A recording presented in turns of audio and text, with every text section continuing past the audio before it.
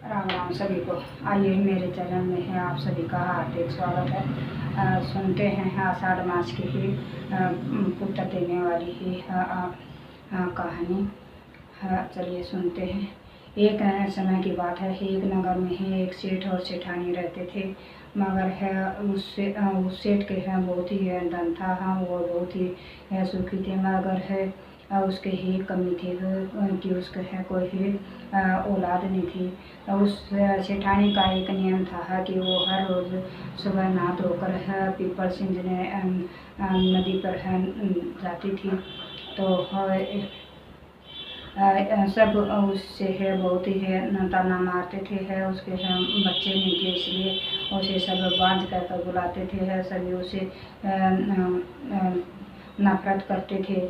तो एक बार है सेठानी ने है एक तरकीब सोची और एक दाई को बुलाया और उसने एक क्या लालच देकर उसे कहा कि है किसी के भी घर में बच्चा हो तो उसे है मेरे घर में लाकर बुला देना।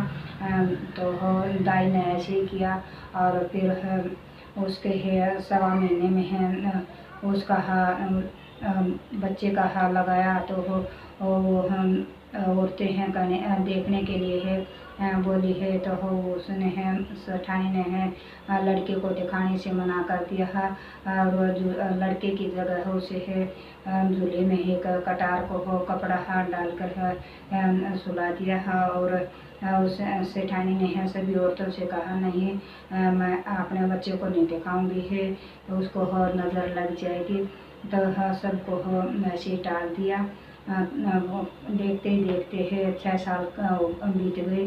तो सेठ से एक दिन सेठ से बोली कि मेरा बेटा काशी पढ़ने जाएगा। तो बोली है कि उसने है पूरी तैयारी कर दी काशी है जाने के लिए है और वह उसके है उसे काशी भेज दिया गया। तो देखते ही देखते है 16 साल बीत गए। 16 साल का हो गया वो लड़का। तो वो सेठानी बोली कि मैं अपने बेटे की शादी करूँगी है। तो सेठ बोला कि है कैसे करेगी, आज तक है उस लड़के को मैंने नहीं देखा तो उसकी शादी कैसे करेंगे। तो वो बोली कि है तुम मेरी लड़की की शादी करेंगे, तुम है एक अच्छी सी है सुंदर सी कन्या देख के आओ। तो सेठ है उस सेठानी के कहने पर है दूसरे गाँव लड़की को देखने के चले गए और रास्ते में है जाकर देखा तो काफ़ी लड़कियां यहाँ खेल रही थी। तो उनमें ऐसे है वो खेल के है घर जाने लगी। तो उनमें से एक लड़की बहुत ही सुंदर थी। वो सेठ उसके पीछे पीछे चलती है। तो घर जाके बोले उसके लड़की के पिताजी जी से बोले कि मैं आपकी लड़की की है शादी अपने हैं लड़के के लिए है मांगता हूँ। तो उस साहूकार ने है उसकी लड़की की शादी उस लड़के के साथ करने का निर्णय ले लिया। तो शादी का समय आया तो बोले कि है अभी आपका लड़का हम काशी से पढ़ कर नहीं आया है। तो बोले कि है काशी से पढ़ कर तब तक मेरे लड़के की है कटार के साथ है शादी कर दो। तो उसने सगाई की रस्म कर दी और फिर शादी की है रस्म भी उस कटार के साथ कर दी। तो नई दुल्हन घर में आ गई। काफ़ी समय बीत गया और वो हर रोज़ वह पीपल सिंचने जाती। तो उसको बहू को साथ कमरों की चाबी देकर जाती है। बोली कि है 6 कमरे तो खोल लेना मगर 7वां कमरा मत खोलना। तो हर रोज़ का समय था बात थी।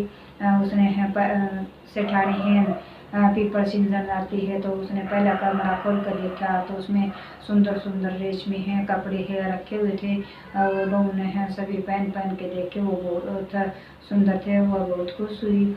फिर अगले दिन है फिर हम दूसरा कमरा खोल के देखा तो उसमें है बहुत ही गहने थे। है वो उसने सभी पहन पहन के देखे। वो बहुत खुश हुई। यह है उसका हर रोज़ का हर नियम बन गया था। जब सेठानी है पीपल सिंचन जाती हर रोज़ एक कमरा खोल के देखती। तो 6 कमरे उसने खोल के देखे हैं। सभी में कभी किसी में कुछ के किसी में कुछ सब धन धान्य से भरे थे। तो 7वां कमरा है उसने नहीं खोला। तो वह गेट पर खड़ी हो गई है। उस दिन तो एक पड़ोसन आई है, बोली है बहू रानी क्या तुम्हारा पति अभी काशी से पढ़कर नहीं आया क्या? ना वो बहू बोली है नहीं अभी काशी से नहीं आए हैं मेरे पति। तो बोली है वो पड़ोसन बोली है कि है आएंगे भी कैसे, आज तक सेठ ने उस लड़के को देखा है तो वो आएगा कहाँ से।